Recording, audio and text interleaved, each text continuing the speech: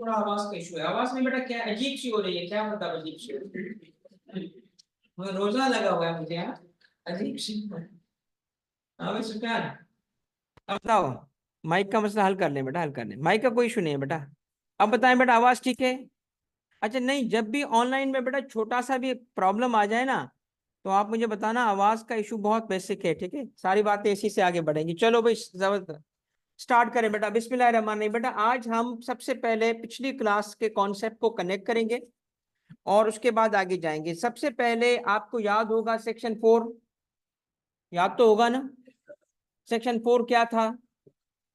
Charging section था। Charging section का मतलब है टैक्स को इम्पोज करना। टैक्स इम्पोज करते हुए कहा गया था इनकम टैक्स इम्पोज किया जा रहा है इन 4 कंडीशंस के साथ।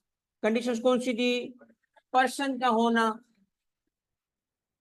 अरे वाह यार, गुड यार, तैयार हो गए तुम तो चारों कॉन्सेप्ट्स हमारे इन अ वे लिंक हैं। इसका मतलब हमने जहां से शुरू किया था ना, अभी रास्ते पे ही हैं, सही रास्ते पे जा रहे हैं। रास्ता क्या था कि टैक्स इंपोज करते वक्त 4 कॉन्सेप्ट्स थे। पहला हो गया कंप्लीट। कौन सा कंप्लीट हो गया? ओके, पर्सन हो गया कंप्लीट। अब पर्सन में जब हमने काम किया तो हमने कहा कि कितने पर्सन? 7 2। यार बाजी क्या बात करती हो, तू मूवी में अभी भी जाए। 7% है बच्चा। 7% कौन से हैं? उसमें 2 कैटेगरीज हमने बनाई थी, रेजिडेंट और नॉन रेजिडेंट की, और सारे रूल्स पढ़ लिए आईकेप के। 1938 से लेके अब तक के सवाल भी कर लिए, हो गए। अच्छा, जिसको किसी भी सवाल में, अच्छा मैंने जो आपको उसका सॉल्यूशन शेयर किया था उसमें कुछ टाइपो एरर्स हैं। अल्हम्दुलिल्लाह मुझे पता है कि फरवरी में 28 दिन है, क्योंकि उसमें 31 आ गए थे। वो टाइपो एरर है क्योंकि वो एक जो है ना वो करेक्टेड। असल में मैंने किया ये था कि फाइल को ऑब्वियसली बनाया, फिर चेक किया, तो असिस्टेंट को जो फाइल भेजी थी ना वो पुरानी भेज दी थी, जो अनकरेक्टेड थी। तो वो करेक्ट आपने कर लिया है, अल्हम्दुलिल्लाह, अच्छी बात है। नहीं किया तो बेटा मैं लिख दूंगा, मान लेना 28 दिन होते हैं। अच्छा, और दूसरी चीज ये है, दूसरी बात ये है कि उसमें जितने सवाल थे, अब मैं आपको टेस्ट अब दूंगा। टेस्ट अनाउंस हो चुका है। टेस्ट कब है? कब है? थर्सडे पे जो टेस्ट है ना, इंशाल्लाह उसके अंदर आप देखोगे कि ऐसी चीजें भी आएंगी जो आके पूछ सकता है। देखो एक बात सुनते हैं और समझते हैं आपस में, हम बड़े लोग हैं, बच्चे नहीं रहे। वैसे तो दिल तो बच्चा है जी, हमेशा बच्चे रहेंगे, इसमें बड़ी खूबी है हमेशा बच्चे रहने में। मगर भाई काम के वक्त काम, अब काम कर रहे हैं तो अब सीरियस हो गए, बड़े हो गए हम। आपकी लाइफ और डेथ का मसला है, मेरे लिए भी बहुत इंपॉर्टेंट है। मेरा मेरा सब कुछ है, ये मेरा पैशन है पढ़ाना। तो तुम्हारी सक्सेस मेरी सक्सेस, तुम्हारा फेलियर मेरा फेलियर। तो बैठ के ना एक बात समझते हैं। ऑनलाइन बेटा आवाज को कंफर्म करो जल्दी जल्दी। एक बात समझते हैं और सोचते हैं। मुझे एक बात बताओ, ये कानून आपके लिए तो नया है, मेरे लिए तो नया नहीं है ना। मेरे लिए तो नया नहीं है ना। इस कानून को मैंने 20 साल इंप्लीमेंट किया है एज अ टैक्स ऑफिसर, 19 साल पढ़ाया है एज अ सीए टीचर, और हर दफा पढ़ाया है मेहनत के साथ। हर दफा मैंने हमेशा, आप देखोगे अगली बैच में कुछ और नया काम। इस दफा देखिए मास्टर शीट्स आपके हाथ में, वॉल ऑफ टैक्स बना हुआ है, ठीक है? आप इस बैच में एक नया काम देखोगे। प्रैक्टिस में आपको इंशाल्लाह हर वो एरिया कवर होगा जो आईकेप ने अब तक कवर किया है। वो तो प्रैक्टिस करके जाओगे, बल्कि वो एरिया भी कवर कराऊंगा जिस पे अभी तक सवाल नहीं बने बट बन सकते हैं। मैं आपको बता रहा हूं कि 2009 से लेके और 2024 तक आईकेप के सारे सवाल तुमने कर लिए रेजिडेंशियल स्टेटस से, मगर उसमें अभी भी कुछ एरिया है जो उसने नहीं, उस एंगल से सवाल नहीं पूछा। मुझे तो आना चाहिए ना वो एंगल। अगर मुझे नहीं आ रहा तो मुझे यहां बैठने का हक नहीं है, तुम्हें पढ़ाने का हक नहीं है। तो मैं आपको इंशाल्लाह जो प्रैक्टिस करवाऊंगा ना बेटा, क्विजेस में एक्सपेक्ट करना वो एस्पेक्ट जो आईकेप ने नहीं पूछे, एक्सपेक्ट करना होंगी यही चीजें। और जिस बच्चे को भी दिक्कत है, जिस बच्चे को भी परेशानी है, प्लीज डोंट वरी, बस मुझसे राब्ते में रहो। मुर्शिद से राब्ते में रहो कि सर मुझे नहीं समझ आ रहा, क्योंकि ऑब्वियसली आपने मिड में ज्वाइन किया है और क्लासेस पूरी नहीं ली। अच्छा, क्लासेस दे भी ली तो आप उस वक्त लाइव नहीं थे, ठीक है? तो इसलिए तवज्जो से बात को समझना। और वो क्या है कि क्विज मेरे लिए इंपॉर्टेंट है और असाइनमेंट मेरे लिए इंपॉर्टेंट, कोई मिस नहीं करेगा। अच्छा, अगर आपसे नहीं हो पा रहा, अटेम्प्ट कर लो। कौन सा आपका अनाउंसमेंट करेंगे हम पब्लिक में कि अच्छा जी इस बच्चे ने अंडा लिया है, वो टीचर ढूंढता फिर, यार ये फलाना। मेरा एक दोस्त था सीए में, जो मैं सिविल सर्विस की तरफ गया था, मैंने कहा नहीं मैं सीएसएस करूंगा, मेरा एक दोस्त करीबी सीए में चला गया, ठीक है। तो सीए का एक दफा रिजल्ट, वो कहता है यार आज कमाल हो गया। क्या हो गया? कहता है सारे टीचर मुझे ढूंढ रहे थे, मैं बड़ा खुश हुआ कि मेरा दोस्त बड़ा लायक इंसान है। तो उसने कहा नहीं, असल में ना पूरे बैच में मेरे 0 नंबर आए थे, वो ढूंढ रहा है मुझे। मैं कहा हाँ तेरी शक्ल पे यार, तो क्या किया ऐसा? सवाल ही ऐसा दिया, मुझे नहीं समझ आया। तो बेटा आपका रिजल्ट अनाउंस नहीं होगा पब्लिकली, तो डोंट वरी, ठीक है। तो अगर नहीं भी तैयारी होगी, क्विज दोगे, क्विज दोगे, क्विज नहीं छोड़ोगे तुम, क्विज छोड़ोगे तो मैं नहीं छोड़ूंगा तुम्हें, सही है। तो क्विज की तैयारी कर लो, और उसमें सवाल होंगे दो। एक सवाल होगा किस पे? रेजिडेंशियल स्टेटस पे, जिसमें 4-5 सिचुएशंस होंगी, 4-5 सिचुएशंस होंगी। और एक होगा आपका आज के टॉपिक पे। आज कौन सा टॉपिक है? Tax year, tax year. तो दोनों पे सवाल जैसे आईके पूछता है वैसा क्विज होगा। और इसी टॉपिक पे अगर 3-4 दफा क्विज ले देंगे बेटा, आपकी तैयारी हो जाएगी, पेपर पास है, आगे का सोचो, ठीक है। अब ये है कि रिजल्ट भी मिलेगा बेटा, मगर इंडिविजुअली मिलेगा, कलेक्टिव नहीं होगा, ताकि दोस्त का ना पता चले कि क्या हाल था। चलो बेटा अब मुझे बताएं, नेक्स्ट टॉपिक हमारा है क्या? Tax year. मगर उससे पहले एक चीज जरा दोबारा कनेक्ट करना चाहता हूं। कनेक्ट ये हुआ कि हमें इस पाथ से जाना था, एक मंजिल तो हो गई पूरी। कौन सी पूरी हो गई? पर्सन वाली। अब हम कहाँ चले गए? अभी हम चले गए दूसरे रास्ते पे, और दूसरा रास्ता कौन सा था हमारा? दूसरा रास्ता था टैक्स ईयर का। अब टैक्स ईयर पे फिर टैक्स ईयर करके कहाँ जाएंगे? रेट देखेंगे, फिर किस पे आके रुक जाएंगे? उस पे क्यों रुकेंगे? टैक्सेबल इनकम पे, क्योंकि टैक्सेबल इनकम पे इसलिए रुकेंगे, कोर्स ये है पूरा, पूरा कोर्स ही टैक्सेबल इनकम है। इस तरीके से हमारी हर एक चीज कनेक्टेड है, ठीक है। आपको एक चीज को रिवाइज करा दूं, रिकॉल करा दूं, कि हमने कहा था इनकम के दो सोर्सेज होते हैं, एक पीएसआई, एक एफएसआई। और अगर आप गौर से सुनना, कुछ नई चीजें भी दे रहा हूं आज, टर्म्स दे रहा हूं। एक है रेजिडेंस प्रिंसिपल, जिसमें टैक्स लगाते हुए देखा जाता है कि वो रेजिडेंट है या नहीं है, बेसिस दिया जाता है, बेस बनाया जाता है रेजिडेंस को। और वो क्या है? इस प्रिंसिपल के तहत, इस प्रिंसिपल के तहत अगर कोई बंदा रेजिडेंट बन जाता है तो उसकी पीएसआई एफएसआई दोनों पाकिस्तान में टैक्स हो जाती हैं। मगर अगर वो बंदा है कौन? नॉन रेजिडेंट, तो नॉन रेजिडेंट के लिए रेजिडेंस प्रिंसिपल फॉलो नहीं होता। उसको इस वजह से हम टैक्स नहीं करते कि वो रेजिडेंट था। वो क्यों हम उसको टैक्स करते हैं? क्योंकि वहां हम फॉलो करते हैं सोर्स प्रिंसिपल। सोर्स प्रिंसिपल का क्या मतलब है? कि जो इनकम पाकिस्तान से कमाई जाएगी उसको हम टैक्स करेंगे। इसका मतलब क्या है? कि अगर आप इन दोनों चीजों को, ये नाम है, ये बेसिस है, ये प्रिंसिपल्स हैं, इनको छोड़ भी दो। इनको आज मैंने नया सिर्फ नाम बताए आपको, छोड़ दो, इन नामों को छोड़ो, बाकी तो याद है ना आपको। चलो मुझे बताओ, रेजिडेंट होगा तो क्या टैक्स करोगे? PSI FSI. अब रुको, एक सवाल का जवाब दो। यहां आप उसकी पीएसआई एफएसआई क्यों टैक्स कर रहे हो? क्योंकि रेजिडेंट है। हमारा हक है, किसका हक है? पाकिस्तान का हक है। पाकिस्तान का हक क्या है? कि रेजिडेंट बनेगा तो हम टैक्स करेंगे। चलो बनाओ उसको नॉन रेजिडेंट, यूके का रेजिडेंट बन गया। अगर सेम प्रिंसिपल फॉलो होता, सेम प्रिंसिपल फॉलो होता, तो बताओ किसका हक था? यूके का। क्यों यूके का हक था? क्योंकि जैसे हमने अपने लिए पसंद किया, हमने अपने लिए क्या पसंद किया कि रेजिडेंट होगा तो हम ही टैक्स करेंगे, तो नॉन रेजिडेंट में फिर किसका हक? उस मुल्क का हक हो गया ना, क्योंकि सेम प्रिंसिपल होगा ना, तो यूके के रेजिडेंट के लिए फिर वो भी पूरी इनकम को टैक्स करेंगे। फिर हमारा तो कोई हक ही नहीं था ना उस पे। हमने कहा नहीं, अब हमारा हक एक दूसरे रूल की वजह से, हमने रूल ही चेंज कर दिया। हमने कहा यहां हम फॉलो करते हैं क्या? यहां हम फॉलो करते हैं रेजिडेंस प्रिंसिपल। जब बंदा कौन होता है? रेजिडेंट होता है। मगर अगर नॉन रेजिडेंट बन गया तो हम अपना दीन चेंज कर देते हैं, हम अपना काबा किबला चेंज कर देते हैं, हमारा ईमान तब्दील हो गया। अब हम कौन सा प्रिंसिपल फॉलो करेंगे? अब हम बेसिस पे, इस पे टैक्स नहीं लगाएंगे कि वो रेजिडेंट है, क्योंकि इसमें हम लूज कर जाते। कैसे लूज करते? क्योंकि उस बेसिस पे तो हमारा हक ही नहीं बनता था।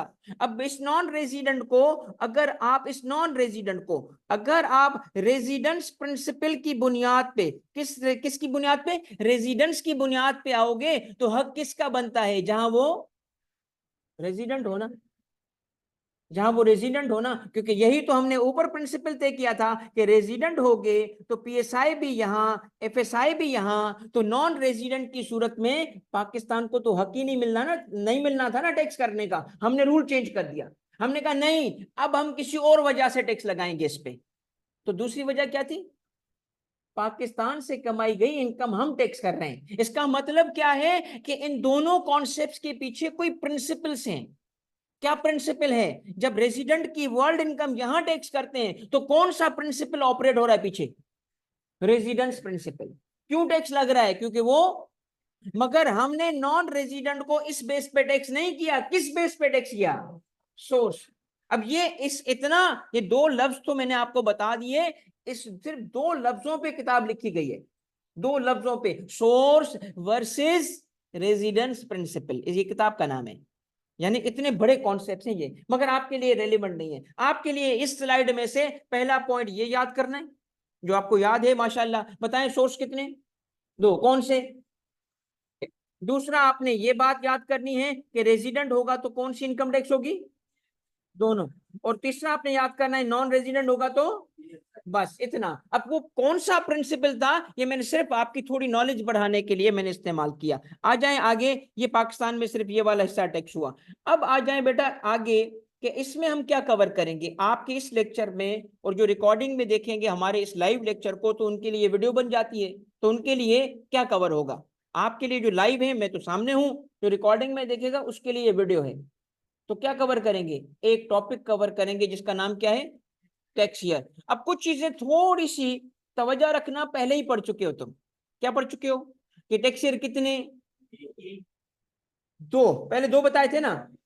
कौन सा? नॉर्मल टैक्स ईयर और, अब आप इसकी तफसील सुनो आज। अब आप इसकी डिटेल में जाओ, फिर असाइनमेंट करो, हो गया टॉपिक कंप्लीट। ठीक है? ये इतना आराम से आपको समझ आ जाएगा कि बेस तो पहले ही डल चुका है, पहले ही हम इसको कवर कर चुके हैं। सबसे पहले जो डेफिनेशन बता रहा हूं, ये डेफिनेशन ना याद करोगे ना नोट करोगे, क्योंकि ये डेफिनेशन फजूल है।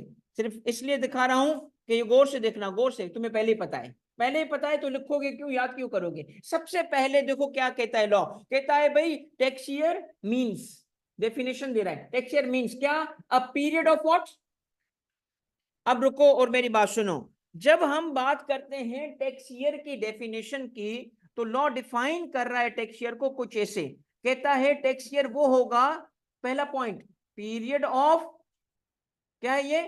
पीरियड ऑफ, बताओ क्या बेटा? Period of 12 months. ये लाजिम है पहला पॉइंट बताना, पीरियड ऑफ 12 मंथ्स। और उसके बाद दूसरा क्या बताया? ऐसा पीरियड ऑफ 12 मंथ्स जो ending on 30th June, ending on 30th जून। तो एंडिंग ऑन 30th जून ये है टैक्स ईयर। मगर कौन सा? Normal tax year. तो अब तक हमने सिर्फ एक बात बताई थी, एंडिंग होती है 30th जून पे। आज हमें मुकम्मल बात पता चल गई कि ना सिर्फ एंडिंग होगी 30th जून पे, मगर वो पीरियड ऑफ 12 मंथ्स होगा। 12 मंथ्स होगा, पीरियड ऑफ 12 मंथ्स होगा। ठीक है? तो अब आप जरा इस पे एक क्विक क्विक न्यूमेरिकल यानी शॉर्ट एग्जांपल्स हैं, वो नोट करना चाहो करो, वर्बली करना है कर लो, बट नोट करो। लिखो भाई, एक एक न्यूमेरिकल लिखो। ये था नॉर्मल टैक्स ईयर की बात। लिखो भाई, एक टैक्स ईयर है, लिखिएगा जरा, एक इलस्ट्रेशन लिखवा रहा हूं बेटा, जल्दी लिखो, लिखोगे तो समझोगे बेटा। एक टैक्स ईयर है, टैक्स ईयर की बिगिनिंग लिखे 1 जुलाई, टैक्स ईयर की बिगिनिंग लिखे 1 जुलाई 2021। 1 जुलाई 2021 मैंने क्या बताया आपको? बिगिनिंग, बस मैंने इसकी बिगिनिंग बता दी, एंडिंग नहीं बताई। और मैं बता रहा हूं ये नॉर्मल टैक्स ईयर है। 1 जुलाई से स्टार्ट होने वाला, एंडिंग नहीं बता रहा, एंडिंग तुम खुद बताओगे। 1 जुलाई से स्टार्ट होने वाला ये नॉर्मल टैक्स ईयर है। और सुनो, 1 जुलाई क्या बताया बेटा? 2021, याद रखना, फर्स्ट जुलाई 2021। एक टैक्स पेयर है जिसका ये टैक्स ईयर है। अब अगला फैक्ट सुनो, उस टैक्स पेयर ने इस टैक्स ईयर के 1 फरवरी 2022 से इनकम अर्न करना शुरू की है। लिखो 1 फरवरी 2022। अब तक मैंने आपको क्या बताया? एक टैक्स पेयर है से मिस्टर ए, और उसका टैक्स ईयर स्टार्ट हो रहा है 1/7/21 से। आगे बताया ये नॉर्मल टैक्स ईयर है, और फिर मैंने आपको बताया कि उसने 1/2/22 से सैलरी इनकम कमाना शुरू की है। इसकी सैलरी इनकम थी 180 पर मंथ, 1,80,000 की इसकी सैलरी है पर मंथ, 1,80,000। अब जरा गौर से देखो और बताओ कि इस बंदे की taxable income for the year क्या होगी। टैक्सेबल इनकम, मैंने रेट नहीं बोला, टैक्स लायबिलिटी नहीं बोला, टैक्स रेट नहीं बोला, टैक्सेबल इनकम, बस इनकम बताओ कितनी इसकी टैक्सेबल इनकम है for the year and which year. Taxable income for the year and which year. अधूरे फैक्ट्स दे रहा हूं, मुकम्मिल करो। पहले बताएं टैक्स ईयर कौन सा होगा। भाई जो यहां स्टार्ट हुआ तो पहला पॉइंट क्या था, पीरियड ऑफ 12 मंथ्स, तो 12 मंथ्स की वजह से एंड कहां होगा, 30 जून 22 पे। और यहाँ क्या लिखा है 22, तो नाम क्या बन गया इसका, we will call this tax year 2022। और जिसको नाम नाम लिखने में प्रॉब्लम है टेंशन ना लो, सब कुछ कवर होने वाला है आज, एक एक चीज इलस्ट्रेशन से कवर होगी और वजाहत के साथ। तो टैक्स ईयर तो हो गया 22, करेक्ट। इनकम कितनी है इसकी, मंथली इनकम क्या है इसकी। चलो भाई गौर से देखना, गौर से देखना बच्चों, इसकी मंथली इनकम में ले रहा हूं 180, ये इसकी इनकम 180 मल्टीप्लाइड बाय 12, करूं मल्टीप्लाई बाय 12, क्यों नहीं करूं। इसका मतलब क्या है, सुन लो, इसका मतलब ये है कि भाई कुछ टैक्स ईयर का हिस्सा खाली भी होगा। ये नहीं समझना कि पीरियड ऑफ 12 मंथ्स का मतलब है सिर्फ वो महीने नू जिसमें कुछ कमाया हो। भाई जुलाई में कोई इनकम नहीं है, जीरो। अगस्त में इनकम नहीं है, जीरो। इसका मतलब क्या है कि यहां जब हम टैक्स ईयर की बात करते हैं, सपोज कर लो, मैं एक मिसाल देता हूं, सुनना, आप इसको मल्टीप्लाई 12 नहीं कर सकते। कमाया एक्चुअली कितना, कौन से महीने से शुरू किया, फरवरी, मार्च, अप्रैल, मई, जून। रुक जाओ रुक जाओ रुक जाओ, क्यों रुके भाई, टैक्स ईयर एंड हो गया है, टैक्स ईयर एंड हो गया है, मल्टीप्लाई बाय 5, ये इसकी इनकम आ गई कितनी, 9 लाख रुपए। शाबाश, इसकी इनकम आ गई। अब आपने क्या किया, पीरियड उठाया जुलाई से लेके एंड किया जून 30 पे, मगर इनकम उठाई एक्चुअल जो उसने कमाई, एक्चुअल। वो जरूरी नहीं है कि हर महीने कमाए।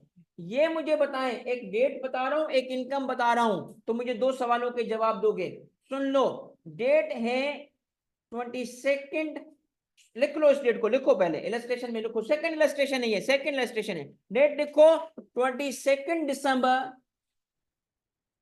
डेट लिखो 22 दिसंबर, 22 दिसंबर 2023, 22 दिसंबर 23 ये डेट है। एक बंदे ने सिर्फ इस दिन, एक दिन बस 15 लाख रुपए कमाए, थ्रू आउट द ईयर कोई और इनकम थी नहीं, एक दिन एक इनकम कमाई है बस। और वो दिन क्या बताया, 22 दिसंबर 23 पे। अब मुझे टैक्स ईयर भी बताओ, टैक्सेबल इनकम भी बताओ। अब क्या था, दिसंबर था ना, दिसंबर 23, इसका मतलब एंडिंग कहां होगी, 30 जून 24 में। तो टैक्स ईयर क्या बन गया, टैक्स ईयर 2024, क्योंकि जून के हिसाब से नाम पड़ता है। इनकम कितनी, बस उतनी। इसका मतलब समझ आ गई, क्लियर हो गया। अच्छा अब आगे जाएं। शाबाश, ऑनलाइन ठीक है बेटा, बिल्कुल सही है। मुकद्दस, शफक, हमजा, बेहतरीन, ठीक है, शाबाश बेटा। अब देखें, पहली बात तो आपको पहले ही पता थी, नॉर्मल टैक्स ईयर बताएं, डिफाइन करें नॉर्मल टैक्स ईयर को, करो define. A period of 12 months ending on, दो बातें करेंगे अब, a period of 12 months ending on, शाबाश। आगे जाओ। अब ये डेफिनेशन देखो कैसी कमाल की है यार, लॉ में ना समटाइम्स हमें ना कमाल के नॉन सेंसेस मिलेंगे। तो कभी भी साइंटिफिक और अकाउंटिंग की एक्यूरेसी एक्सपेक्ट नहीं करना।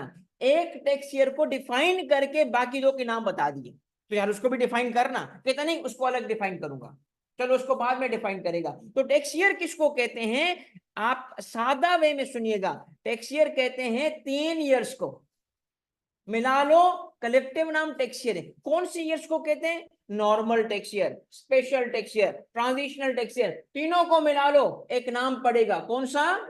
Tax year. इन तीनों को टैक्स ईयर कहते हैं। मगर डेफिनेशन ने एक की डिटेल में वजाहत कर दी। एक की वजाहत क्या की कि ये पीरियड ऑफ 12 मंथ से एंडिंग ऑन 30 जून है, बाकियों के लिए का बाद में डिटेल आ रही है। तो चले पहुंचते हैं, चलते हैं उन डिटेल्स की तरफ। अब ये जरा गौर से देखे बेटा, सबसे पहले ये 3 टैक्स ईयर्स हो गए। Sit back and look at my examples, normal, special और ट्रांजिशनल। ऑनलाइन ठीक है बेटा, तवज्जो रखना। सबसे पहले आते हैं हम नॉर्मल की तरफ। ये डेफिनेशन आपने पढ़ ली? पढ़ लो, पहली लाइन पढ़ लो, पहली लाइन पढ़ो, बस पहली लाइन पढ़ो। Period of 12 months ending on, बस ये तो कवर हो गया। आगे जाते हैं, CIR कहते हैं बेटा कमिश्नर इनलैंड रेवेन्यू को, कमिश्नर इनलैंड रेवेन्यू। ठीक है, कमिश्नर ये इनलैंड रेवेन्यू टैक्स डिपार्टमेंट का विंग है जो income tax, sales tax, FED से डील करता है, राइट। FBR के 2 विंग्स हैं, एक को कस्टम्स, एक को इनलैंड रेवेन्यू कहते हैं, IRS। तो कमिश्नर इनलैंड रेवेन्यू का मतलब है जिस कानून से हम डील कर रहे हैं वो वाला कमिश्नर। चलो आगे बेटा, नेक्स्ट। अब तवज्जो करना, ये देखो तवज्जो, ये हम पीरियड ऑफ 12 मंथ्स है, पीरियड ऑफ 12 मंथ्स है, एंडिंग ऑन 30 जून है। और अब गौर से देखो, अगली लाइन लिखी है डिनोटेड। डिनोट का मतलब होता है नाम रखना, डिनोट करने का मतलब है नेम रखना, नाम रखना। किसी को डिनोट करते हैं तो उसका कहते हैं नाम रखा गया। कैसे डिनोट किया उसको? Denoted by calendar year. अब कैलेंडर ईयर क्या है भाई? कैलेंडर ईयर क्या है भाई? जनवरी से लेके दिसंबर, इसको हम कैलेंडर ईयर कहते हैं। 1 जनवरी 31 दिसंबर, ये कैलेंडर ईयर है। तो कहता है उस कैलेंडर ईयर का नाम, उस टैक्स ईयर का नाम बना दो जिस कैलेंडर ईयर में नॉर्मल टैक्स ईयर की एंडिंग हो रही है। अब छोड़ो इसको, अंग्रेजी को छोड़ो, हम दूसरे तरीके से सीखेंगे। ये क्या है भाई? Calendar year. कौन सा वाला बताया मैंने? 1 जनवरी 31। क्लियर है ना? आगे जाओ भाई, नेक्स्ट देखो। अब ये देखो क्या लिखा है बेटा, टैक्स ईयर एंडिंग ऑन 30 जून 2003। एक टैक्स ईयर है जिसकी एंडिंग कब है? 30 जून 2003। फोरी से बताओ किस टाइप का टैक्स ईयर है? नॉर्मल टैक्स ईयर, क्योंकि 30 जून। आगे जाओ, अब नाम कैसे रखेंगे इसका? नाम रखने का तरीका क्या है? देखो कि एंडिंग, एंडिंग जो हुई, एंडिंग हो रही है किस कैलेंडर ईयर में? एंडिंग हो रही है 2003 में। बिगिनिंग को छोड़ दो, सिर्फ एंडिंग पे फोकस रखो। बिगिनिंग कब हुई होगी? चलो बताओ, उसकी बिगिनिंग कब हुई होगी? इसकी बिगिनिंग हो 1 जुलाई 2002। मगर बिगिनिंग ही रेलिवेंट है। क्या रेलिवेंट है? एंडिंग। एंडिंग का क्या है? Calendar year. निकालो कैलेंडर ईयर 2003, कहता है यही इसका नाम है, ये इसका नाम है टैक्स ईयर 2003। तो किसी भी नॉर्मल टैक्स ईयर का नाम कैसे रखोगे? एंडिंग डेट का calendar year. Remember this, ending date का कैलेंडर ईयर। कैलेंडर ईयर का मतलब जो नाम है उसके एंड पे वो उसका नंबर जो हो बन जाएगा। चलो अब नाम रख के दिखाओ, क्या करोगे? पहले तो बताए नॉर्मल टैक्स ईयर है कि नहीं है? तो पहले क्या निकालोगे? Calendar year. बताओ कौन सा कैलेंडर ईयर इसका? 21। जो एंड हो रहा है वो कैलेंडर ईयर 21। नाम क्या बन जाएगा? 21। क्लियर है ना? ओके, अब नाम रख के दिखाओ। कैलेंडर ईयर कौन सा है इसका? 22। नाम क्या बन गया? Tax year 22। ओके, हो गया। चलो अब मुझे एक बात बताओ, tax year 2017, tax year 2017 beginning बताओ। 1 जुलाई 2016। ठीक है, 16। राइट, क्लियर हो गया। किसी को नॉर्मल टैक्स ईयर में कोई दिक्कत? अब बताएं, 2 पॉइंट्स हैं नॉर्मल टैक्स ईयर के, एक है क्या और दूसरा नाम कैसे रखते हैं। दोनों यहां मौजूद हैं। बताएं है क्या, रिपीट करो, है क्या? Period of 12 months ending on, नाम कैसे रखते हैं? एंडिंग डेट का कैलेंडर ईयर, एंडिंग डेट का वो नाम पड़ जाएगा। ठीक है, आगे बढ़ो बेटा। ये एक और एग्जांपल है, 2017 इसका कैलेंडर ईयर है, टैक्स ईयर 2017 बन। ठीक है, सारी एग्जांपल्स हो गई। चलो अब आगे आ जाओ। नॉर्मल टैक्स ईयर कंप्लीट हो चुका है, हमने दोनों इसके एरिया कवर कर लिए। अब आता है दूसरा, special tax year.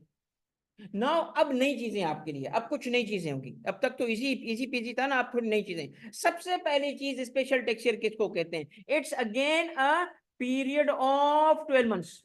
Same definition है, पीरियड ऑफ 12 मंथ्स। मगर गौर से देखो एक और चीज है कि कौन से पीरियड ऑफ 12 मंथ्स है। लॉ कहता है ऐसा पीरियड ऑफ 12 मंथ्स जो डिफरेंट फ्रॉम कहता है डिफरेंट फ्रॉम नॉर्मल टेक्सचर हो।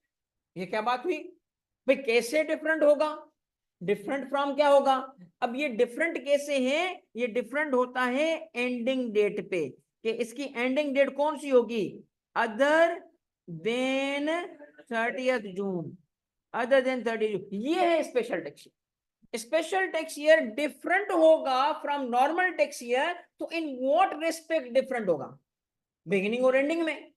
अगर पीरियड ऑफ 12 मंथ्स है तो सेम डेट पे बिगिनिंग नहीं हो सकती। तो इसका मतलब क्या है कि 30th जून पे एंडिंग के अलावा अगर कहीं पे भी एंडिंग होगी, इवन 29th जून पे भी उसकी एंडिंग होगी, तो वो स्पेशल टैक्स ईयर।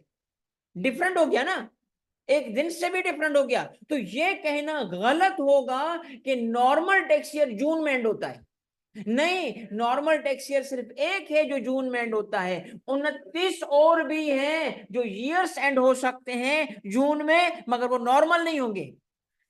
इसका मतलब जून नहीं बोलो। अब वो शुरुआत थी, मैं तुम्हें आदी कर रहा था, आदी। अब आदी हो गए, नशे का आदी हो गए, टैक्स का नशा है। अब क्या करोगे? अब you have to be accurate.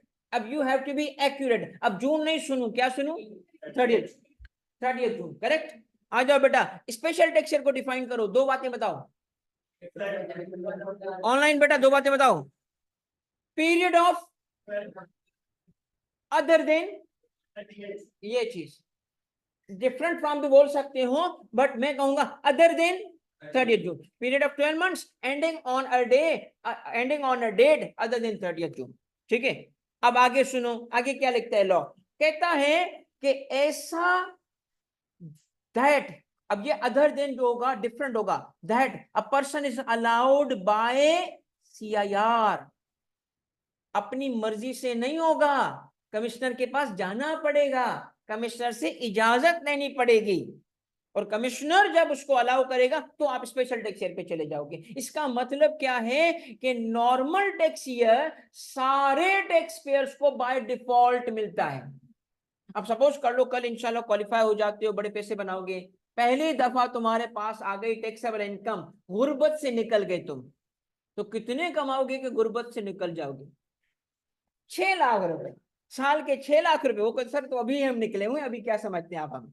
तो 6 लाख से ऊपर अगर आपकी इनकम गई ना बेटा, तो आपको टैक्स वाले का मुंह देखना पड़ेगा।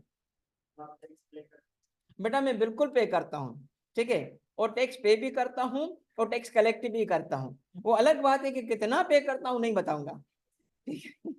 अच्छा, अब बात ये है बेटा कि जो टैक्स कमिश्नर होगा उसका मुंह देखना पड़ेगा, ठीक है। इसका मतलब मेरी शक्ल देखनी पड़ेगी वहां पे आपको। अब क्या उसको कहेंगे स्पेशल टैक्स ईयर दो? वो कहेगा अच्छा क्यों दूं, मुझे जरूरत है। अच्छा आपकी क्या जरूरत है? वो रीजन बताएगा, उसकी बेसिस पे स्पेशल टैक्स ईयर अलाउ हो जाता है, नॉर्मली अलाउ हो जाता है। अब रुकें और नेक्स्ट बात सुनें। अब एक बात सुनिएगा, मैं ना आपको अभी अगले टॉपिक पे लेके जाने से पहले कुछ एग्जांपल्स बताऊंगा और फिर अगली लाइन सिखाऊंगा। अगली लाइन ऐसे नहीं सीखेंगे आप। सबसे पहले आते हैं एक इलस्ट्रेशन पे, तवज्जो करना सारे बच्चों, ऑनलाइन वालों सारे तवज्जो। स्पेशल टैक्स ईयर है, क्या एक्सपेक्ट कर रहे हो? 30th जून एक्सपेक्ट कर रहे हो इसमें? नहीं, क्यों भाई? नॉर्मल हो गया। ये ले भाई, ये एक टैक्स ईयर की एंडिंग है। ये टैक्स ईयर कौन सा है? स्पेशल है। कैसे पता चला? 30 जून पे नहीं है। एक स्पेशल टैक्स ईयर एंड हुआ 31/12/22 पे। ओके, तवज्जो करना, ये स्पेशल टैक्स ईयर है। अब हम इसका नाम रखने जा रहे हैं, नाम रखने जा रहे हैं। सबसे पहले तवज्जो करो, तवज्जो। अब इसका नाम रखने का तरीका क्या है? पुराना नहीं है, क्योंकि अगर उस तरीके से नाम रखते तो ये टैक्स ईयर 22 था। ऐसे नहीं होगा, इसका टैक्स ईयर का नाम 22 नहीं होगा। इसका नाम क्या बनेगा? अब स्टेप सुनो। सबसे पहले एंडिंग डेट, किसकी एंडिंग डेट बेटा? स्पेशल टेक्सचर की तुम्हें पता नहीं होगी। एग्जामिनर जब तक बताएगा नहीं अपनी तरफ से तुम 31 दिसंबर नहीं ले सकते। बताओ क्यों? क्योंकि जरूरी है कि 31 दिसंबर वाला हो। बताएं कितने स्पेशल टेक्सचर्स की पॉसिबिलिटी है? तो कोई भी हो सकता है ना। तो एग्जामिनर बताएगा तुम्हें कि इसकी एंडिंग डेट क्या है तो स्पेशल टेक्सचर होगा। मैंने आपको बताया इसकी एंडिंग डेट है 31/12/22 हो गई। आ जाओ, सबसे पहले आना है फर्स्ट स्टेप। इस डेट का क्या लिखा है मैंने?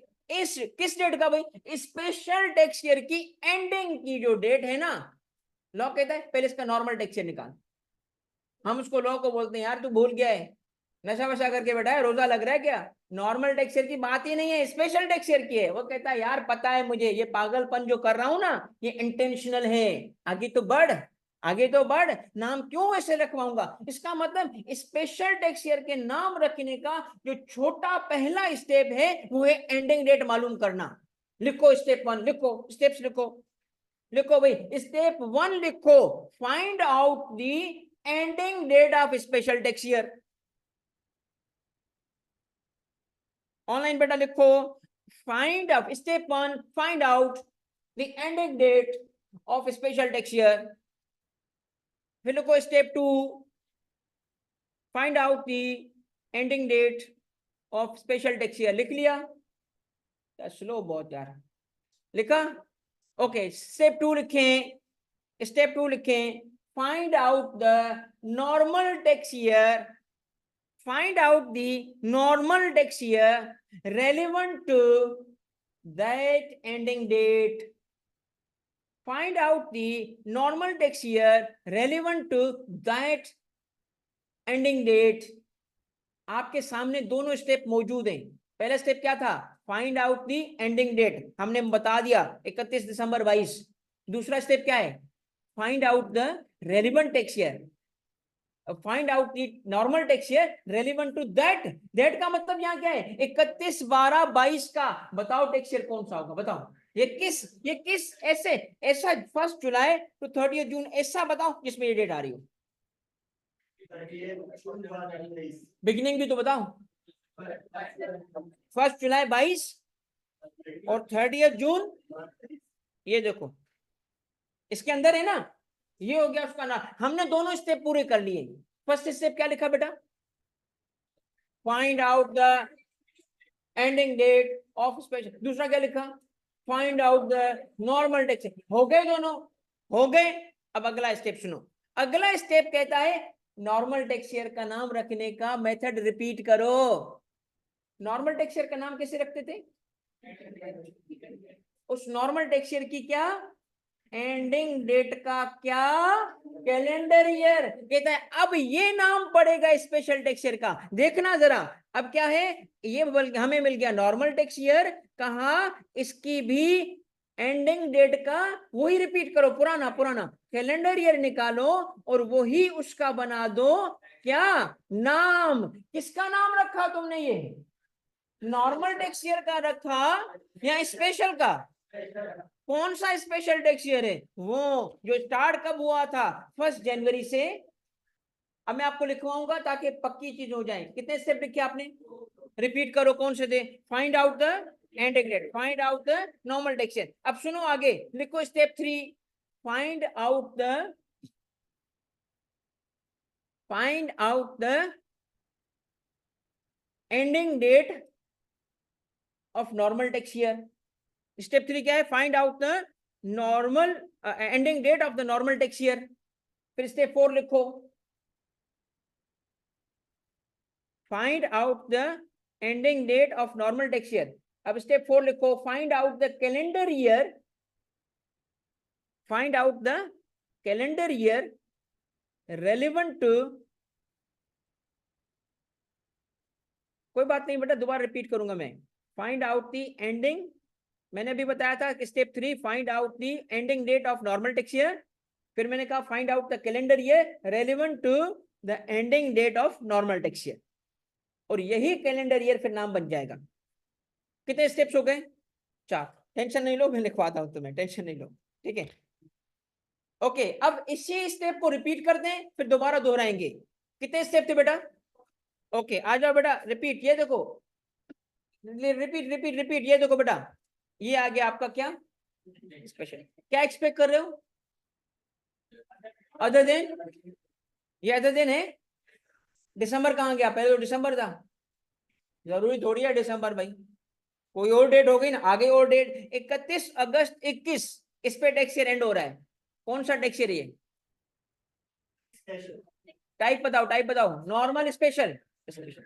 अब रिपीट करो, एंडिंग डेट मालूम हो चुकी है आपको, पहला स्टेप हो चुका है। दूसरा स्टेप क्या था बेटा? ये आपकी एंडिंग डेट है। अब क्या करना है? इस डेट का क्या निकालेंगे? हाँ, चलो निकालो नॉर्मल टैक्स ईयर। ये है, ये नॉर्मल टैक्स ईयर है इसका। तीसरा स्टेप क्या था?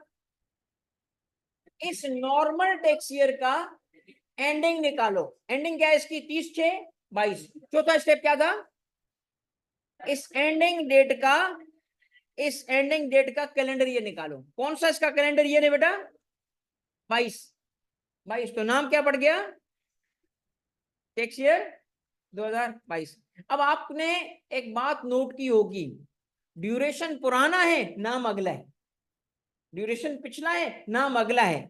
ठीक है, क्लियर हो गई बेटा? 21 नहीं रखेंगे। शफक, इसकी रीजन सुनना, सुनो, इसके सबर करके रीजन सुनो, मैं इसकी वजह भी बताऊंगा। अभी आप सिर्फ फॉलो करो मैकेनिक्स को, आपको समझ आएगी लॉजिक इसकी क्यों है, ये क्यों ऐसा काम कर रहा है। कोई भी टेक्स्ट में बात इलॉजिकल नहीं होती, सारी लॉजिक्स होती हैं। अब एक बात सुने, नॉर्मल टैक्स ईयर को हमने डिनोट कैसे किया था? Simply by calendar year. मगर स्पेशल टैक्स ईयर के लिए सबसे पहले क्या किया हमने? उस कैलेंडर ईयर से उसको डिनोट किया जो relevant to a normal tax year है, जो भी relevant to special tax year है। टोटल नॉनसेंस, उलट पढ़ेंगे हम इसको, लॉ उलट पढ़ेंगे। देखो क्या कहता है, कहता है जब आप नॉर्मल टैक्स ईयर को नाम दे रहे थे तो सिर्फ एक स्टेप था, कैलेंडर ईयर, कैलेंडर ईयर निकाला, नाम बन गया। अब स्पेशल टैक्स ईयर में से नहीं होगा, अब स्पेशल टैक्स ईयर उलट पढ़ेंगे। कहता है सबसे पहले वो डेट निकालो, उलट पढ़ना है, उलट वो डेट निकालो जिसमें वो स्पेशल टैक्स ईयर फॉल कर रहे हैं। पहले स्टेप हो गया, वापस जाओ, क्लोजिंग निकाल ली हमने स्पेशल टैक्स ईयर की। फिर कहता है उस एंडिंग डेट का क्या निकालना है? नॉर्मल टैक्स ईयर निकालो। फिर उस नॉर्मल टैक्स ईयर का क्या निकालना है? कैलेंडर। ये तो वही बात होगी, वही बात हो गई कि पहले एंडिंग डेट निकालोगे किसका? स्पेशल टैक्स ईयर का। फिर उसका क्या करोगे? उसका नॉर्मल टैक्स ईयर निकालोगे। फिर उस नॉर्मल टैक्स ईयर की एंडिंग का कैलेंडर ईयर नाम बन जाएगा। ठीक है, अच्छा, अब रुके, अब इसकी एक इलस्ट्रेशन लिखें। अब इसकी इलस्ट्रेशन लिखें ताकि आपको मुकम्मल बात समझ आ जाएगी। बेटा एक इलस्ट्रेशन है इसके लिए, और वो इलस्ट्रेशन ये है कि आपको लॉजिक भी समझानी है मैंने कि ऐसा क्यों कर रहा है। ये सिर्फ बट्टा नहीं लगवाना, आपको कॉन्सेप्ट समझा के पूरी अंडरस्टैंडिंग डेवलप करके भेजना है। अब अगर सपोज कर लें कि एक बंदा नॉर्मल टैक्स ईयर पे है और स्पेशल टैक्स ईयर पे मूव करना चाहता है, तो स्पेशल टैक्स ईयर पे मूव करने की उसकी वजूहात क्या हो सकती हैं? उसका सपोज कर लो, सुनिएगा ये एग्जांपल, सीजनल बिजनेस है। क्या मतलब सीजनल बिजनेस? उसके इनपुट्स, रॉ मटेरियल्स किसी क्रॉप से आते हैं, मसलन वो शुगर मिल है, तो शुगर मिल शुगर किससे बनाएगा? पत्थरों से, शुगर केन से। शुगर केन साल में क्या शेल्फ में पड़ा होता है? कि जब चाहो शुगर केन परचेज करो, उसकी लाइफ बहुत छोटी सी होती है। अब एक बात सुने, एक बंदे का नॉर्मल टैक्स ईयर था, और यहां देखें ताकि आपकी इलस्ट्रेशन क्लियर आपको समझ आ जाए। सबसे पहले स्टार्ट कर रहे हैं उस बंदे की नॉर्मल टैक्स ईयर से, और उसका नॉर्मल टैक्स ईयर क्या था? नॉर्मल टैक्स ईयर था 1/7/2021, यहां से स्टार्ट हुआ और ये चला गया किस पे? 30/6/2022 पे। ये उसका नॉर्मल टैक्स ईयर था। नाम बताओ क्या इसका? Tax year 2022। ये टैक्स ईयर 2022 कैसे नाम रखा आपने? सिर्फ एंडिंग डेट का कैलेंडर नाम बन गया। ओके, अब इसने सोचा कि ये जो 30/6 है ना, मुझे नहीं चाहिए। क्यों नहीं चाहिए भाई? मेरा सीजनल बिजनेस है, मेरी परचेजेस एक टैक्स पीरियड में जाती हैं, सेल दूसरे टैक्स पीरियड में जाती है, तो मुझे ऐसा पीरियड चाहिए जिसमें बिगिन सेल भी सेम में फॉल करे, परचेज भी सेम में फॉल करे। तो उसको वो शूट कर रहा था 1 जनवरी से 31 दिसंबर का। उसने कहा ठीक है, गया कमिश्नर के पास, कमिश्नर ने कहा क्यों टैक्स ईयर चाहिए स्पेशल? और ये वाला क्यों चाहिए? उसने कहा सर देखिए मैं क्रॉप होगा, शुगर केन होगा, उसको मैं इस्तेमाल करूंगा तो परचेज भी सेम पीरियड में, सेल भी सेम पीरियड में, और ये जनवरी टू दिसंबर में हो रहा है, तो मुझे ये दे दो ना, अकाउंटिंग आसान मेरे लिए, बजाय कि मैं परचेजेस पिछले पीरियड की उठाऊं, सेल अगले पीरियड की उठाऊं, तो मेरे लिए अकाउंटिंग मुश्किल हो रही है। तो व्हाटसोएवर रीजन, ये रीजन नहीं होती जो मैं बता रहा हूं, कोई और भी रीजन हो सकती है। चलो एक और रीजन सुनो, उसकी हेड ऑफिस या उसकी जो बाहर बैठी हुई कंपनी है, होल्डिंग कंपनी है, उसका अकाउंटिंग पीरियड जनवरी टू दिसंबर, पाकिस्तान में बिजनेस करने आए, यहां टैक्स ईयर मिल रहा है जुलाई टू जून, बाहर बैठी हुई होल्डिंग कंपनी कह रही है अकाउंटिंग करो जनवरी टू दिसंबर, फंस गया ना। अब क्या करूं? कमिश्नर के पास जाऊंगा, क्या बोलूंगा उसको कि मेरा टैक्स ईयर चेंज कर दो, ताकि मेरी रिपोर्टिंग जो होती है वो भी, और जो आपको रिपोर्टिंग करता हूं वो सेम हो जाए। ये भी रीजन है। There can be any number of reasons जिसकी वजह से नॉर्मल टैक्स ईयर चेंज हो सकता है, मगर ये नहीं हो सकता कि तुम कमिश्नर के पास जाओ और उसको बोलो सर मुझे ना 25 जनवरी वाली एंडिंग दे दो, तो वो कहे क्यों 25 जनवरी एंडिंग चाहिए? कहता है मुझे बाबा जी ने कहा ये गुड लक नंबर है, तेरा बिजनेस चमक उठेगा। तो ऐसे नहीं होगा, बाकी सब कुछ हो सकता है। अब मुझे बताइएगा, इसने एप्लीकेशन दी, अप्रूव हो गई, अब इसका टैक्स ईयर स्टार्ट होने वाला है जनवरी से दिसंबर वाला, बताओ कौन सा होगा? इसके बाद आओ ना, बताओ ना भाई, ये एंडिंग हो गई यहाँ पे, एंडिंग हो गई ना यहाँ पे, अब इसका अगला टैक्स ईयर कब स्टार्ट होगा? बिगिनिंग बताओ, बिगिनिंग 1 जनवरी कौन सी? 2022, ऐसे ही 2022। तो पिछले टैक्स ईयर का क्या करोगे आप? आगे जाओ ना यार, आगे क्या लिखा है? 2023, ये हो गई बिगिनिंग, एंडिंग कब हुई? 31 दिसंबर 2023, ये हो गया उसका स्पेशल टैक्स ईयर जो उसने मांगा था, ये हो गया स्पेशल टैक्स ईयर। नाम रख के दिखाओ अब इसका, अब इसका नाम रख के दिखाओ। नहीं नहीं, step step step step step, special tax year है हमें पता है, इसके स्टेप्स बताओ। पहला स्टेप क्या था? एंडिंग डेट निकाल ली। फिर क्या था? इसका नॉर्मल टैक्स ईयर, इसका नॉर्मल टैक्स ईयर निकालो। तो नॉर्मल टैक्स ईयर होगा 1/7/23 से लेके 30/6/24। ओके, फिर क्या करना था? एंडिंग डेट निकालो फिर उसकी, और उसका क्या निकालो? Calendar year. कैलेंडर ईयर क्या है इसका? 24। तो इसका नाम क्या पड़ गया? टैक्स ईयर 2024, नाम रखना आ गया। अब एक आखिरी बात सुनो, इन दोनों के दरमियान कुछ गैप है? कौन सा गैप है दिखाओ, आइडेंटिफाई करो गैप। ये गैप क्यों आया? इसके दौरान गैप, भाई देखो ना, जब आपका एक टैक्स ईयर एंड हुआ 30/6/22 पे, अगला टैक्स ईयर स्टार्ट हुआ 1 जनवरी 23 पे, तो बीच के पीरियड का क्या करेंगे? ये कहलाता है तीसरी टाइप का tax year, transitional tax year. ये जितने भी दिन होंगे, ये जरूरी नहीं 6 महीने हो, ये 2 महीने, 4 महीने, 8 महीने, 9 महीने, वॉट एवर द नंबर, ये कहलाता है transitional tax year. Transitional tax year जो हमारी इलस्ट्रेशन में ट्रांजिशनल टैक्स ईयर बना, उसकी बिगिनिंग हुई 1/7/22 से और एंडिंग हुई 31 दिसंबर 22 पे। अब किसने मुझसे पूछा था कि सर इसका नाम क्यों ऐसे रखा गया है? गौर से सुनना, गौर से सुनना बेटा, तवज्जो से। जिसने भी तवज्जो नहीं की उसको तवज्जो दिलाने के लिए मैं लानत की तैयारी कर रहा हूं। सब तवज्जो, ऑनलाइन वालों तुम्हें क्या करूं? ठीक है, तुम्हें अल्लाह पूछेगा, बस तवज्जो करना, तवज्जो। कितने टैक्स ईयर है यहाँ पे? 3। नाम रखना शुरू करो, पहले का नाम रखो, नाम यार, टाइप नहीं, टैक्स ईयर 2022। क्या नाम सही रखा था आपने? दूसरा टैक्स ईयर बताओ। ये जो दूसरा बीच में ऐसे जाओगे ना, जंप तो नहीं मारोगे ना? वो ऐसे तो नहीं है दरिया के दूसरी तरफ, एक कहावत है दरिया के दूसरी तरफ पे, कि एक इंसान जो मुंह पे झूठ बोले और दरिया की दूसरी तरफ से गालियां दे, उसको कुछ नहीं कर सकते। आपको बात समझ आई? दरिया की दूसरी तरफ कौन होता है? जिस पे अप्रोच नहीं है तुम्हारी, क्या करोगे उसको तुम?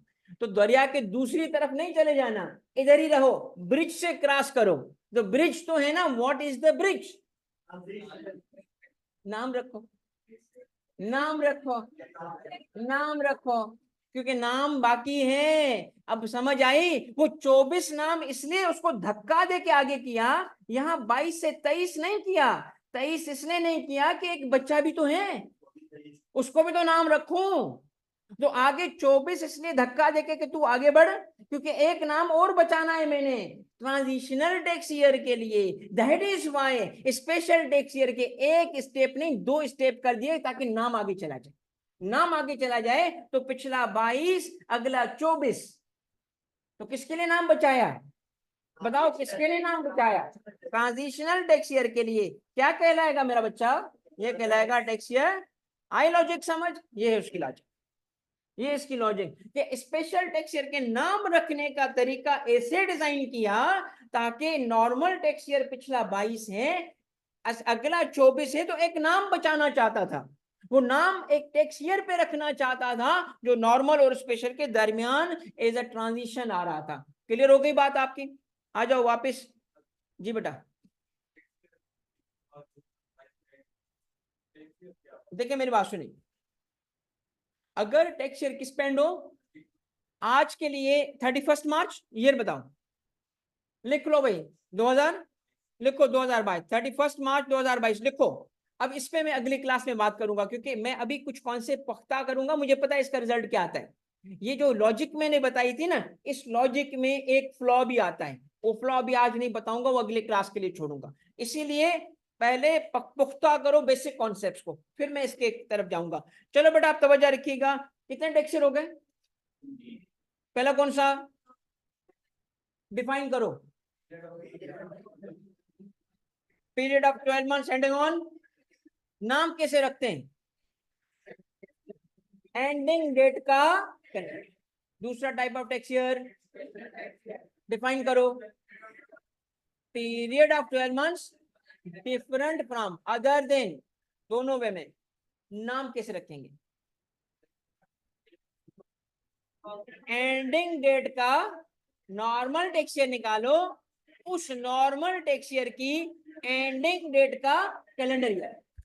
दोबारा सुनिएगा, एंडिंग डेट निकालो और उस एंडिंग डेट का नॉर्मल टैक्स ईयर निकालो, उस नॉर्मल टैक्स ईयर की एंडिंग डेट का कैलेंडर ईयर। ऐसे नाम रखते हैं इसका। और जो नाम बच जाए वो ट्रांजिशनल टैक्स ईयर के लिए। पता है ट्रांजिशनल टैक्स ईयर क्या है?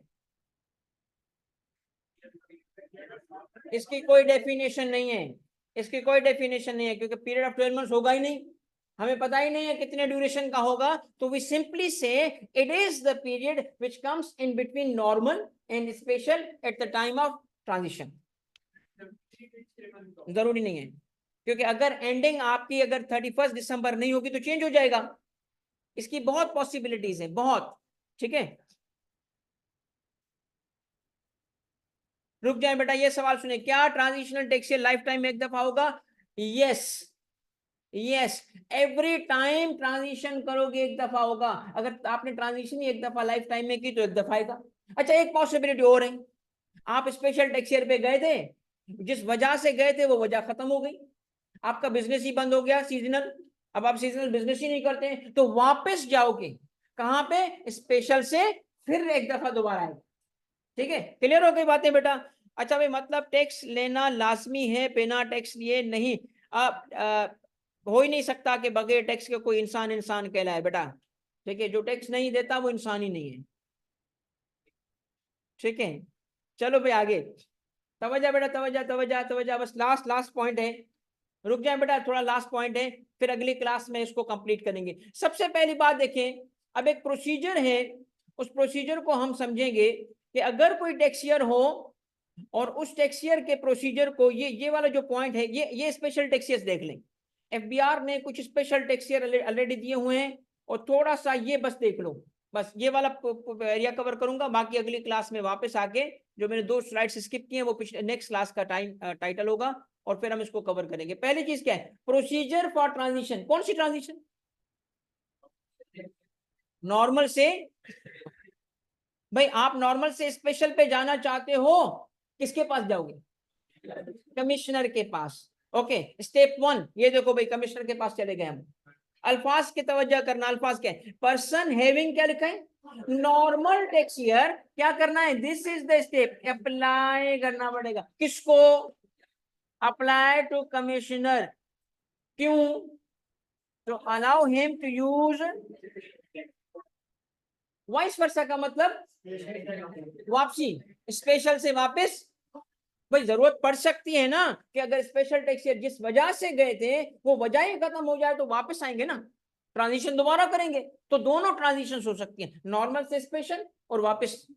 तो पहला स्टेप क्या है बताओ, पहले स्टेप बताओ, पूरी अंग्रेजी नहीं सुननी, स्टेप अप्लाई करना, application by tax payer, application by two, बस ये स्टेप वन है, स्टेप वन है एप्लीकेशन, वापस आना लाजमी नहीं है असवा, अगर तुम स्पेशल टैक्स ईयर में रहना चाहती हो तुम्हारी मर्जी, ठीक है तुम्हारी मर्जी, अगर कमिश्नर को नहीं पता चलता वो तुम इस्तेमाल करो, मगर लोग वापस करेंगे क्योंकि उनके लिए कन्वीनियंस नहीं होगी अब स्पेशल टैक्स ईयर की, ठीक है भाई। पहला स्टेप है एप्लीकेशन बाय, बोलो, okay, a person having normal tax year applies to commissioner to allow him to use a special tax year or vice versa. Basic summary क्या है, application by taxpayer to step two, step two अब आती है commissioner की बारी, commissioner उसकी application पे करेगा फैसला, ऑर्डर बाय कमिश्नर। अब ऑर्डर बाय कमिश्नर क्या होगा, या तो बोलेगा हाँ या तो बोलेगा ना, वो बीवी थोड़ी है कि हाँ हाँ ना ना पता ही ना चले क्या बोल रही है, कमिश्नर की यहाँ हाँ या ना सीधी होगी।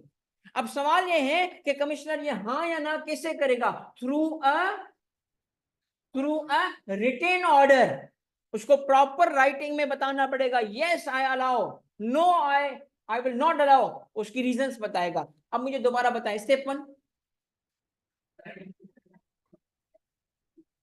Application by, step two order by commissioner, order दो किस्म का होगा बताएं कौन सा, अलाउइंग और ओके। अब बस ये देखें, बस अलाउ और रिजेक्ट करने की सूरत में, अलाउ और रिजेक्ट करने की सूरत में कंडीशंस क्या है, अगर वो एक्सेप्ट कर रहा है तो एक्सेप्टेंस की सूरत में कमिश्नर को क्या करना पड़ेगा, कमिश्नर को यह देखना पड़ेगा कि commissioner allow request only when, ये टर्म आपको यूज करना है अगर सवाल आता है, क्या कंपेलिंग नीड, टैक्स पेयर क्या शो करेगा, कंपेलिंग नीड क्या मतलब है, उसकी मजबूरी है उसके बगैर वो मर जाएगा, कंपेलिंग नीड है भाई उसकी। कंपेलिंग नीड का मतलब मैं इसलिए नहीं आया कि ये बेड लक था 30 तो 30 मुझे नहीं चाहिए, मुझे 29 चाहिए, 29 मेरे लिए गुड लक है, वो नहीं चलेगा, ठीक है। अब सुने बेटा नेक्स्ट, अगर वो एक्सेप्टेंस करता है तो कंडीशंस अप्लाई कर सकता है, दो बातें एक्सेप्टेंस के लिए आपने नोट की कि जब एक्सेप्टेंस होगी तो कमिश्नर क्या करेगा, कंपेलिंग नीड चेक करेगा और कंडीशंस लगा सकता है। कंडीशंस क्या लगाएगा, कहेगा देखो तुमने मुझे बताया है तुम्हारा सीजनल बिजनेस है, मगर तुमने सीजनल बिजनेस जो बताया है तुम्हारे टोटल बिजनेस का सिर्फ 55% है, तो मुझे डाउट है कि तुम्हारा 55% जो सीजनल बिजनेस है कम भी हो सकता है, तो अब एक काम करना, हर साल मुझसे ऑडिट कराना, ये कंडीशन है तेरे पे, हर साल आओ 3 साल तक मुझे रिकॉर्ड चेक करा के जाओ, बस ये कंडीशन है, तो कंडीशन लगा सकता है, मगर कौन सी कंडीशन लगाएगा वो लॉ ने नहीं बताई, वो हालात के हिसाब से होगी। और दूसरी चीज ये देखो, वो ना भी तो बोल सकता है, रिजेक्शन करेगा, गौर से देखो क्या करेगा, after opportunity, after giving opportunity of being heard, जब उसको लगेगा ना कि ये टैक्स ईयर जो उसने मांगा है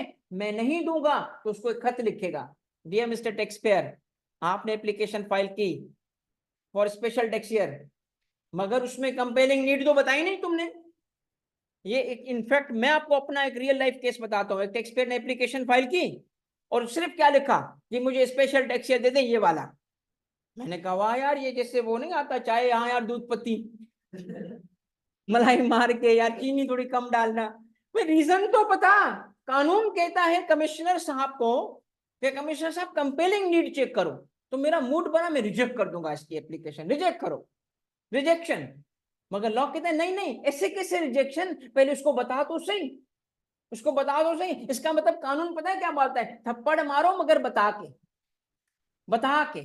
अब वो कहता है पहले उसको खत तो लिखो। मैंने स्टाफ को बोला हाँ भाई लिख बेटा, एक खत लिख, dear mister tax payer you have filed the application such and such date. वो लिखते जाते हैं, हम बताते जाते हैं आपस में। हाँ भाई लिखो इसको कि जी since you have not shown, since you have not shown क्या लिखूं, compelling need. Since you have not shown compelling need, your application will be rejected. You are hereby given an opportunity to provide compelling need. ये क्यों बताया उसको, chance तो दो यार, उसको एक चांस तो दो। तो किसका मतलब रिजेक्ट स्ट्रेट नहीं करेंगे, स्ट्रेट रिजेक्ट नहीं करेंगे, पहले उसको चांस देंगे, उसकी बात सुनेंगे। हो सकता है वो कॉमन सेंस की बात करे, कंपेलिंग नीड शो करें। हुआ भी ऐसा मेरे केस में, उसने कंपेलिंग नीड शो की, मैंने स्पेशल टैक्स से दे दिया उसको। ठीक है, तो कंपेलिंग नीड क्या है, वो रिक्वायरमेंट है, मगर अगर कोई ना बताए तो अपॉर्चुनिटी दी जाती है। और ऑर्डर ऑफ रिजेक्शन जो होगा to be passed after recording reasons for rejection, reasons के बगैर नहीं हो सकता। अब आपने ये जो प्रोसीजर पढ़ा है ना, आप अब आपने असाइनमेंट देखना जो दिए, 10 दफा इस पे सवाल आया, बार बार इस पे सवाल आया आपके असाइनमेंट में। 10 दफा तो मैं फिगरेटिवली बोल रहा हूं, मगर उसमें बार बार सवाल आता है, ये स्टेप पे सवाल आता है, बार बार आके अपने पूछा है सवाल आपकी। अब असाइनमेंट में कम से कम आज जाके जब आप देखोगे असाइनमेंट को आज, तो आपको वो असाइनमेंट समझ आना शुरू होगी। आपने आज जो पढ़ा इसमें सिर्फ थोड़ा सा हिस्सा है जो अगली क्लास में जाएगा, और फिर आप आराम से क्विज कर सकोगे। तो आज के क्लास में हमने क्या पढ़ा है, क्विकली रिवाइज करो। सबसे पहले टाइप ऑफ टैक्स ईयर, उसका नाम कैसे रखते हैं, वो है क्या, और एक प्रोसीजर पढ़ा हमने। कौन सा प्रोसीजर, ट्रांजिशन का प्रोसीजर पढ़ा। स्लाइड्स आपके साथ शेयर होंगी, मास्टर शीट में ये पूरा मौजूद है। और अब आप आज आज असाइनमेंट को देखना शुरू करो। आपने कर लिए, करनी है, करना शुरू करो, क्योंकि इसमें थोड़ा सा हिस्सा बस एक मतलब देखिए ना, टॉपिक कंप्लीट हो गया है 90%, असाइनमेंट कर सकते हो। मैं अगली क्लास में सबसे एक्सपेक्ट करूंगा असाइनमेंट। इस क्लास में मैं अच्छे बच्चों से एक्सपेक्ट कर रहा हूं। आज जो अच्छे बच्चे होंगे ना, वो ग्रुप में एक्टिव होकर अब सवाल पूछेंगे, सर फलाना सवाल कैसे कैसे, ठीक है। तो सारे अच्छे बनो, आज से असाइनमेंट करना शुरू कर दो। चलो बेटा, थैंक यू वेरी मच। आप लोग ना, कोई सवाल,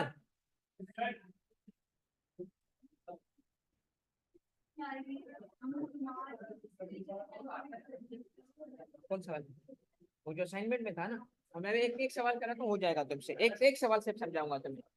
ऑनलाइन बेटा समझ आ गया सबको, ग्रुप में की है सर ने। बेटा मैंने शेयर कर दिया असाइनमेंट, दोबारा शेयर करूंगा आज। असाइनमेंट मैंने पहले ही शेयर की थी आपसे, ठीक है। हाँ बेटा, हाँ ना, कौन सी असाइनमेंट, क्यों, नहीं अभी दूसरी है ना, सेकंड असाइनमेंट है बेटा, दे दिए। हाँ, ग्रुप में डाल दिए, दोबारा डालता हूँ। सेकंड असाइनमेंट आ गया अब, जो इस टॉपिक पे है, ठीक है। हाँ हाँ पूछो पूछो। कंपेलिंग नीड का मतलब ऐसा है कि एक होती है आम नीड, एक है शदीद नीड। इस वक्त तुझे पानी की जरूरत है, ये कंपेलिंग नीड है। ये रोजा रख के बंदा कहता है पानी चाहिए यार मुझे, तो ये कंपेलिंग नीड का मतलब ये शदीद जरूरत है उसको। हाँ शदीद जरूरत है यार, इसके बगैर मेरा काम नहीं होगा। हाँ तभी तो कर रहा है ना।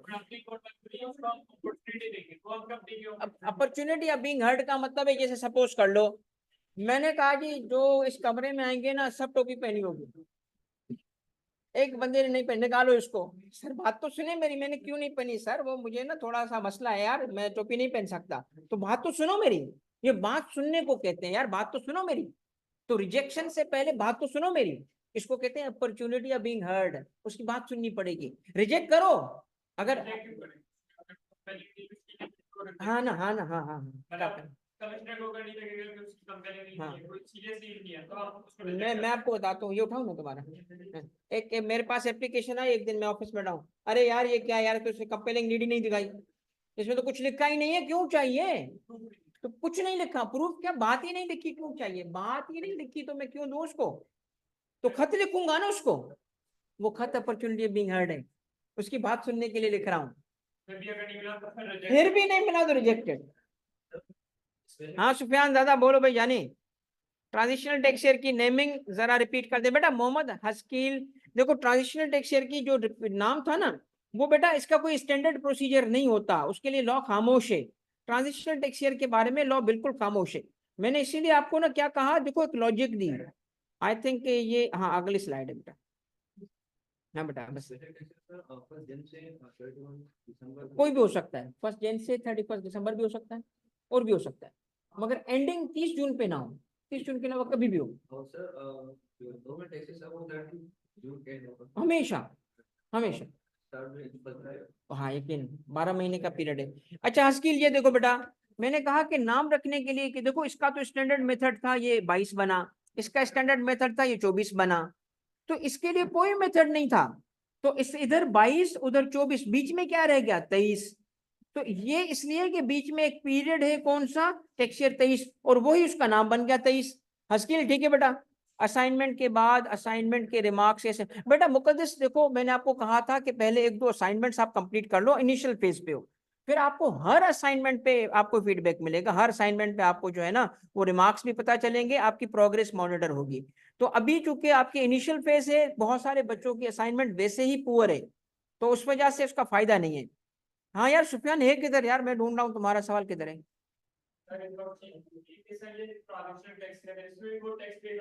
हाँ हाँ कमाएगा तो पे करेगा ना, कमाएगा तो पे कैसे करेगा। उस 6 महीने में, 3 महीने में, 4 महीने में इनकम है उसकी, अलग टैक्स ईयर काउंट होगा। और transitional tax year is a tax year like any other tax year for all purposes. Normal में भी जो इनकम कमाई उस पर टैक्स, स्पेशल में जो इनकम कमाई उस पर टैक्स, ट्रांजिशनल में जो इनकम कमाई उस पर टैक्स, हर किसी का अलग अलग टैक्स। ठीक है। यार ये कहाँ गया सुफियान दादा, जल्दी जल्दी सवाल भेज। सर जब मैं 2021 होगा एंडिंग, तो टैक्स ईयर 21 होगा। बेटा देखो अगर आप पहले नॉर्मल है या स्पेशल है स्पेसिफाई करो, मैं 21 में डेट भी बताओ, स्पेसिफिक डेट भी बताओ। सर स्पेशल टैक्स ईयर की लॉजिक समझा। बेटा स्पेशल टैक्स ईयर की रिजा लॉजिक ये है कि अगर आपका नॉर्मल टैक्स ईयर तो आपको मिला ना, अब ये देखो आप यहाँ पाकिस्तान में आई और आपका टैक्स ईयर इधर जो आपको इनकम टैक्स ऑर्डिनेंस कहता है यूं बुक्स ऑफ अकाउंट्स रखो, 21 से लेके इधर बुक्स ऑफ अकाउंट्स बनाओ।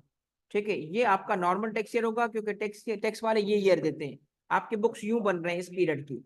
मगर आपकी होल्डिंग कंपनी है, वो आपकी सपोज करो कि 1 जनवरी 2021 से लेके 31 दिसंबर 21, ये अकाउंटिंग पीरियड फॉलो कर रही होल्डिंग। अब आपको 2 किस्म की रिपोर्टिंग करनी पड़ेगी ना अलग अलग, तो ये तो अलग अलग हो गया ना, इन दोनों को क्या करेंगे भाई, दोनों को रिकनसाइल करें ना। कैसे रिकनसाइल करें कि पाकिस्तान में ही नॉर्मल टैक्स ईयर छोड़ो और पाकिस्तान में ही तुम क्या कर लो, आप ये टैक्स ईयर ले लो जो कि आपके लिए स्पेशल टैक्स ईयर हो, उससे मैच कर रहा हो। अब समझ आई बेटा कुछ। सर ऑनलाइन वाले टेस्ट देंगे, हाँ हाँ सब देंगे बेटा, घर पे बैठेंगे, उस सेम टाइम होगा आपका। स्पेशल टैक्स 30 में हो सकता है, बिल्कुल हो सकता है। अब्दुलरहमान बेटा एक काम करो, मुझे व्हाट्सएप पे मैसेज करो अभी, ठीक है, मैं आपसे ना राब्ता करता हूँ, मैं आपका एक्सप्लेन कर दूंगा।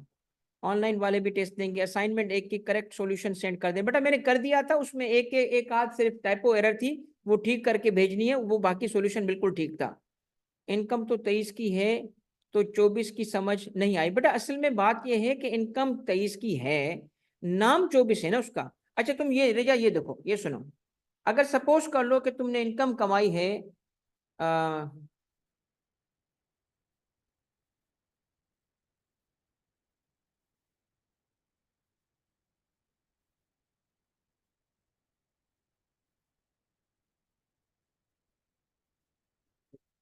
हम्म, हाँ स्किप कर दो ना। अच्छा बेटा, जो मैं मिसाल दे रहा हूँ आपको, वो मिसाल ये है, सुनिएगा कि आपने इनकम कमाई है बेटा, सपोज कर लो इस पीरियड की, ये वापस लाऊं। रिजा ये देखना जरा, तुमने इनकम कमाई है, अब सोचो जरा, तुमने इनकम कमाई है,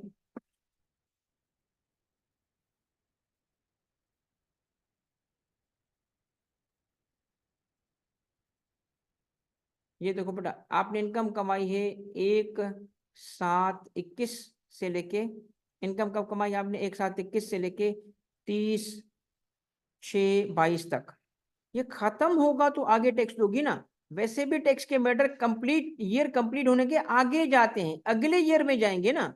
तो 22 तो एंड हो गया ना। यहाँ आपने इनकम कमाई है 1/1/21 से लेके 31/12/21 तक, तो एंड होगा तो आगे तो वैसे ही जाना होता है ना बेटा। आगे तो हम वैसे ही अगले टैक्स ईयर में जाते हैं, इससे कोई फर्क नहीं पड़ता कि नाम अगले टैक्स ईयर का पड़ रहा है, मगर सबको पता है कि इनकम ये है, सबको पता है कि इनकम पुरानी है। ठीक है, टैक्स में ये नॉर्मल चीज है बेटा। क्लियर हो गई बात। चलो बेटा ऑनलाइन वालों, थैंक यू वेरी मच। अगर किसी का अभी भी सवाल है बेटा ग्रुप पे पूछें, और मेरा जो है ना, अगर ग्रुप पे आप राब्ता नहीं कर रहे हैं तो ये मेरा नंबर है, डायरेक्ट मैसेज में पूछें। ठीक है, 033-22130867। ठीक है, इस पे आप सवाल पूछें या डायरेक्ट आप ग्रुप में पूछें। जो भी सवाल अगर ऐसे होंगे जो रह गए होंगे बेटा, मैं आपको आज शाम तक, आज रात तक लाजमन जवाब कर दूंगा। ठीक है, अगले अगले दिन पे भी लेने ले जाएंगे। थैंक यू बेटा, जज़ाकल्लाह, अल्लाह हाफिज।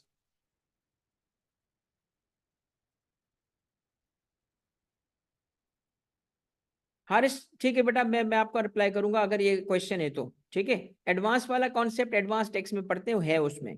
चलो भाई दादा, अल्लाह हाफिज, अल्लाह हाफिज।